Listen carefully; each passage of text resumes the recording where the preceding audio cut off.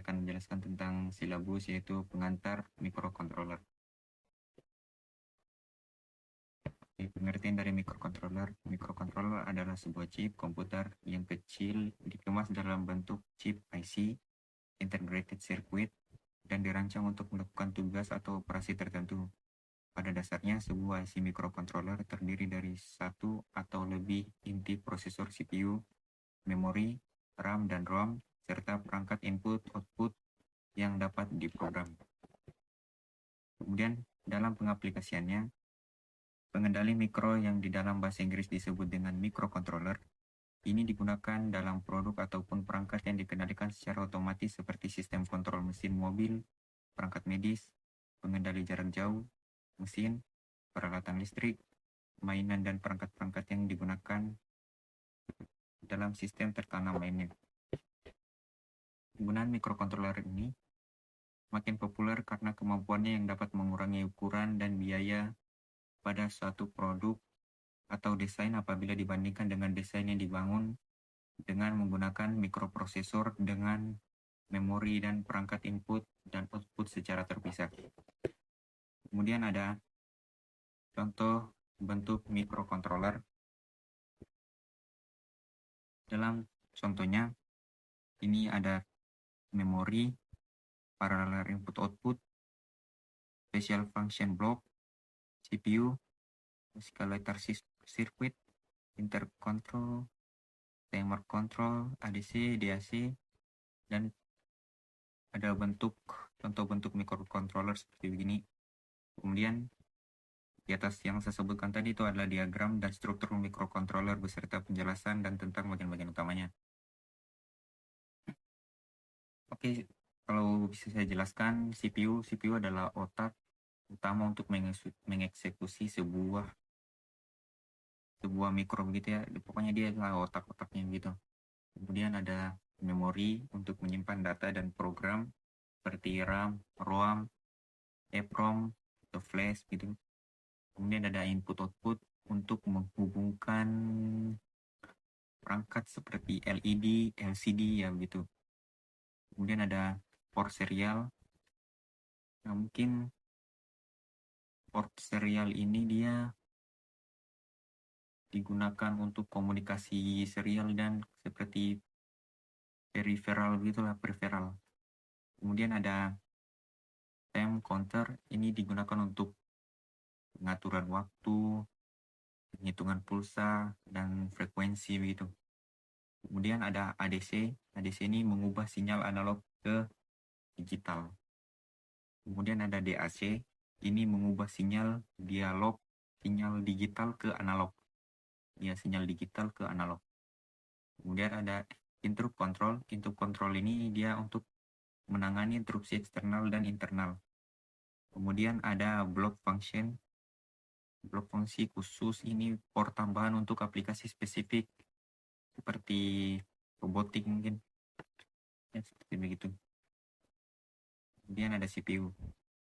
Nah, seperti yang saya jelaskan tadi, CPU adalah otak mikrokontroler. CPU bertanggung jawab untuk mengambil instruksi, menerjemahkan, lalu dieksekusi. CPU menghubungkan setiap bagian-bagian dari mikrokontroler ke dalam satu sistem fungsi utama CPU. Untuk mengambil dan mendekode instruksi yang diambil dari memori program harus diterjemahkan atau melakukan dekode oleh CPU tersebut. Kemudian memori atau penyimpanan ini sama dengan mikroprosesor, ini digunakan untuk menyimpan data dan program. Kemudian ada input-output, ini digunakan untuk mendorong atau menghubungkan berbagai perangkat. Kemudian ada port serial, ini digunakan untuk menyediakan berbagai antarmuka serial, mikrokontroler, peripheral lain seperti port paralel. Kemudian seperti tadi pengatur waktu, ada analog digital, ada digital to analog atau DAC, kemudian ada kontrol interupsi, kemudian ada blok fungsi khusus. Nah, keunggulan dan kelemahan mikrokontroler. Seperti yang bisa saya simpulkan, keunggulan dan kelemahan mikrokontroler ini, kelebihannya dia seperti kompak, hemat biaya, mudah diprogram dan dirawat. Kemudian ada pinnya dia fleksibel dan untuk berbagai fungsi lah. Kemudian ada kekurangannya begitu, kekurangannya dia arsitekturnya yang kompleks, kemudian kapasitas dieksekusi terbatas dan tidak cocok untuk perangkat berdaya tinggi. Ini seperti Gemini, mikrokontroler memiliki arsitektur lebih kompleks daripada mikroprosesor, hanya melakukan eksekusi dalam jumlah terbatas dan waktu yang bersamaan. Kebanyakan hanya digunakan dalam peralatan-peralatan mikro, kemudian tidak dapat terhubung dengan perangkat berdaya tinggi secara langsung. Oke, mungkin materi 1 cukup sekian. Selanjutnya kita akan lanjut pada materi yang kedua dan ketiga. Kita lanjut pada materi kedua dan ketiga, yaitu tren dan interface mikrokontroler dan robotika.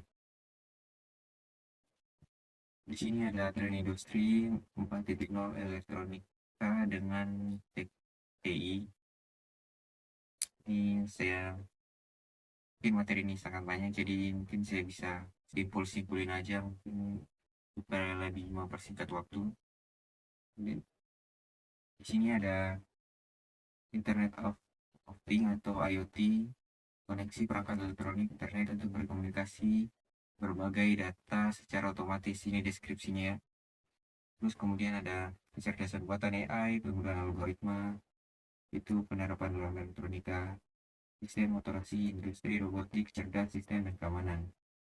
Keunggulan dan dampaknya mungkin peningkatan produktivitas dan efisiensi kerja. Dan yang lainnya beginilah, mungkin kalian bisa baca.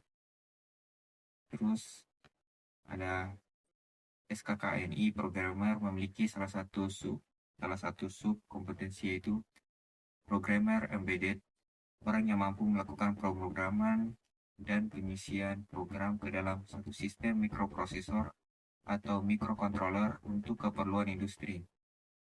Oke, kompetensi nasional, developer aplikasi embedded dan kontrol, sistem kontrol robotika, instrumen, monitoring, PDA, aplikasi SMS, dan lain-lain. Kemudian ada pengusaha aplikasi elektronika peluang besar, sistem minimum, kit elektronika, produk industri, dan lain-lain. Kemudian ada robotika, instrumental, sistem kontrol, wireless, application, dan lain-lain. Setelah itu ada engineer atau teknisi profesional. Ini menggunakan software Visual Basic.NET, C++, Visual C#, Java, Assembly, dan lain-lain. Kemudian ada peluang karir di bidang teknik informatika berbasiskan elektronika. Pada software yang dibutuhkan tadi itu ada assembly plus C, C++, Basecom AVR, kemudian ada pemrograman dan interfacing microcontroller, Visual Basic.NET 2005, Visual C.NET 2005 atau Borland Delphi.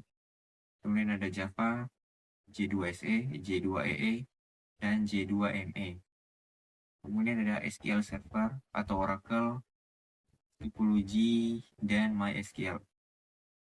Kemudian hardware-nya dia menggunakan pemrograman dan interfacing microcontroller dan PLC, teknologi GSM dan CDMA. Kunci sukses menguasai elektronika, terapan, dan teknik informatika. Kemudian di sini ada bidang elektronika saat ini, yaitu sensor. Sensor itu dia meliput jarak, suhu, dan kelembapan. Analog, dia menginput dioda, transistor, kooperatif pasif, catu daya, induktor. Kemudian ada digital, gerbang logika, decoder, multiplexer, coder, ADC atau DAC. Kemudian ada microcontroller, robotik aplikasi umum, dan interfacing atau PC interfacing, dephasing, interfacing. Kemudian ada chip, teknologi yang mampu melaksanakan tugas-tugas kontrol sistem karena di dalamnya umumnya sudah mencakup CPU, RAM, ROM, EEPROM. Tapi EEPROM itu tidak semuanya dipakai ya. Kemudian ada input-output, serial paralel, dan timer. Mengapa mikrocontroller? Sehingga memungkinkan membangun aplikasi single chip, aplikasi dengan hanya satu buah chip. Mikrocontroller umumnya dia menggunakan Motorola, Atmel, Renesas, Maxim, Basic Stem, dan PIC. Nah, buat kalian yang tidak tahu tentang angka-angka begini, sebentar saya jelaskan. Kemudian ada berbagai mikrocontroller. Nah, di sini ada mikrocontroller Atmel. Mikrocontroller Atmel ini termasuk dalam keluarga NCS 51 dan AFR. Dan ini dia banyak digunakan dalam pendidikan dan proyek DIY. Ini mendukung pemrograman dengan assembly bahasa C. Kemudian ada mikrocontroller PIC, Peripheral Interface Control. Ini diproduksi oleh Microchip Teknologi, sangat populer di bidang industri dan di pendidikan. Dia ini memiliki versi dengan ADC, PMW, dan EEPROM internal. Kemudian ada mikrocontroller Basic Stem. Ini dia dikembangkan oleh Parallel ini menggunakan chip pitch sebagai intinya dan cocok untuk pemula dan proyek robotik sederhana. Kemudian ada mikrocontroller Maxim. Ini berbasis arsitektur 8051. Ini mendukung fitur hemat daya dan kecepatan tinggi. Kemudian ada mikrocontroller Motorola yang sekarang bisa disebut NXP, itu digunakan dalam sistem otomotif dan industri. Kemudian ada arsitektur CISC dengan kemampuan multitasking. Kemudian ada mikrocontroller Renesas. Ini digunakan untuk perangkat elektronika konsumsi daya dan otomotif, memiliki fitur ADC, DAC, dan komunikasi serial. Kemudian ada aplikasi mikrocontroller seperti robotika, home remote, industri kontrol, kontrol alat over SMS, aplikasi hiburan seperti games, dan DVD player, dan antarmuka PC. Pertimbangan memilih mikrocontroller, ketersediaan IC dan pemrograman, kemudian ada harga, banyak pengguna di lingkungan Anda, mendukung ADC, pengubah analog ke digital, dan fitur lainnya. Bahasa pemrogramannya yaitu assembly, C, dan basic. Kemudian di sini ada mikrocontroller AVR Atmega. Ini merupakan salah satu keluarga dari AFR 8-bit RISC dengan arsitektur Harvard memisahkan bus untuk instruksi data. Mikrocontroller ini banyak digunakan dalam assembly karena kehadirannya dan kemampuannya diintegrasikan dalam berbagai perangkat input dan output. Kemudian ini memiliki memori flash 8 KB. Kemudian ada jumlah pin, total pinnya 40 pin. Kemudian kecepatannya ada 16 MHz. Kemudian ada perangkat peripheralnya 8 kanal, 3 buah timer, push start untuk komunikasi serial, SP12C untuk komunikasi dengan perangkat eksternal. Kemudian ada arsitektur CPU AVR. Contohnya seperti begini nih. Seperti ini. Kemudian ada perbandingan mikrocontroller Atmel. Nah, mungkin kalian bisa lihat saja pada gambarnya, ini adalah kriteria arsitektur, afternya RISC 8-bit, PIC-nya atau microchipnya yaitu RISC 8-bit dan 16-bit. Kemudian ada STM32-nya ARM Cortex 32-bit. Dan Atmel-nya atau Intel CISC 8-bit. Kemudian ada ESP32 yaitu RISC 32-bit. Nah, ini adalah studi kasusnya. Aplikasi sistem menonton suhu dan kelembapan, mengukur suhu kelembapan dengan sensor data dipantau melalui aplikasi desktop atau mobile. Mikrokontrollernya menggunakan Arduino, antar mukanya atau IoT-nya menggunakan WiFi Bluetooth. Software pemantauan ini bisa digunakan Visual Studio, dan keunggulannya kompak, hemat daya. Nah, ini ada juga yang lainnya ya, seperti smart home, sistem keamanan, sistem monitoring, dan lain sebagainya. Kemudian di sini ada microcontroller atau per 2, per 3 ya. Di sini microcontroller ini digunakan microcontroller Atmega. Microcontroller Atmega adalah keluarga dari AFR buatan Atmel yang sekarang bagian dari microchip. Biasanya digunakan dalam sistem embedded dan robotika karena efisiensi, hemat daya, dan mudah diprogram. Kemudian ada portable, kemungkinan merujuk ke salah satu port input atau output digital pada Atmega, misalnya port TB. Port ini digunakan untuk mengendalikan LED secara paralel.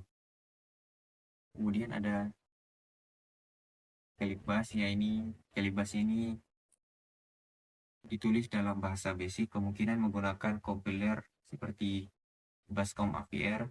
Fungsi utamanya untuk mengatur semua pin port TB sebagai outputnya. Nah, jadi hasil pada microcontroller part 2 ini, semua LED yang terhubung ke port TB akan berkedip serentak. Kedipan terjadi setiap 100 mili per detik, artinya 10 kali per detik. Kemudian di sini ada port analog ke digital.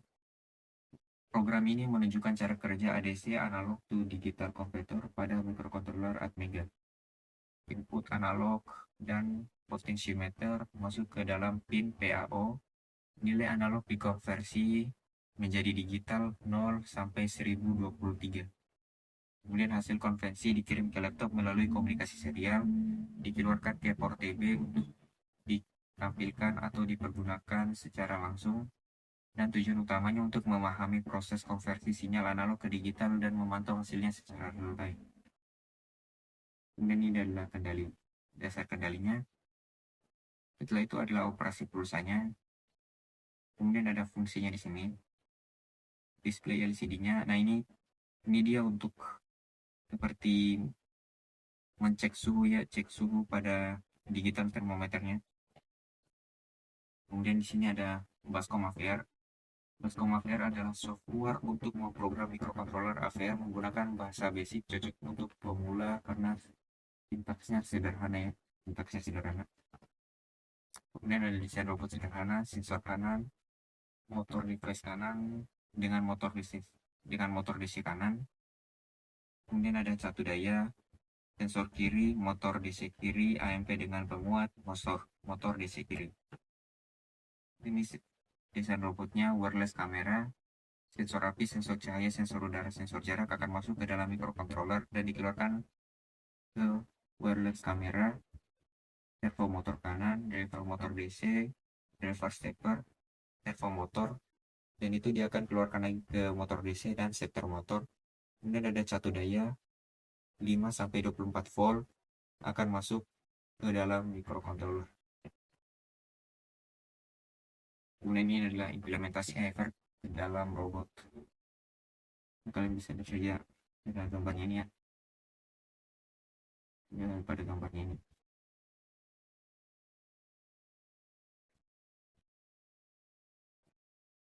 Kemudian ada implementasi AFR pada robot. Mungkin kalian bisa lihat saja pada gambarnya ini ya. Nah, di sini terdapat PCC. Kemudian ada 10 UH, LI. Kemudian di sini ada RK robot. Nah, mungkin inilah enable A, ada AFR ISP, sensor 0, 1, 2, 3, 4, 5, 6, 7. Sensornya itu masuk ke dalam PA0, masuk ke dalam sensor 0. Begitupun sampai PA7 masuk ke dalam sensor 7. Nah, itu. Kemudian di sini adalah penerapan pada robot. Nah, ini sensor-sensor akan masuk ke dalam robot ini, misalnya ada sensor jarak, dan jika ada halangan dia akan mengatur jaraknya lah dari 200-an ini, 200-an ini. Kemudian ada ini 200-an ini, tidak ada halangan dalam 200, mungkin nggak tahu lah jarak apa nih 200 ini. Kemudian ada port 8 maju, wait, 2 delay. Ya ini jadi misalnya kalau dia mau maju, jadi harus tunggu dalam 2 detik untuk belok lagi, mungkin gitu lah. Kemudian sini ada sistem minimum mikro. Di sini ada dasar pemrograman, seperti program menerima input ditampilkan ke LED. Nah, seperti ini. Kemudian ini adalah kompilasinya. ISP softwarenya seperti ini. Kemudian ada mengisi memori microcontroller begini. Kemudian ada mengisi dengan file hex. Nah, seperti ini temperatur. Kemudian ada microcontroller peak. Ini seperti begini nih, looping, naik 0, pause delay. Jadi pause-nya itu seperti 2, jadi pause-nya itu 25 milisecond. Kemudian ada turn off-nya low 0, high 1, ini untuk menyalakan, pause delay, kemudian low 1 lagi. Nah, di sini gambaran untuk microcontroller PI pitch. Jadi connect to PC RS232 akan menginput ke dalam P1C1 6F 676, masuk seperti ini.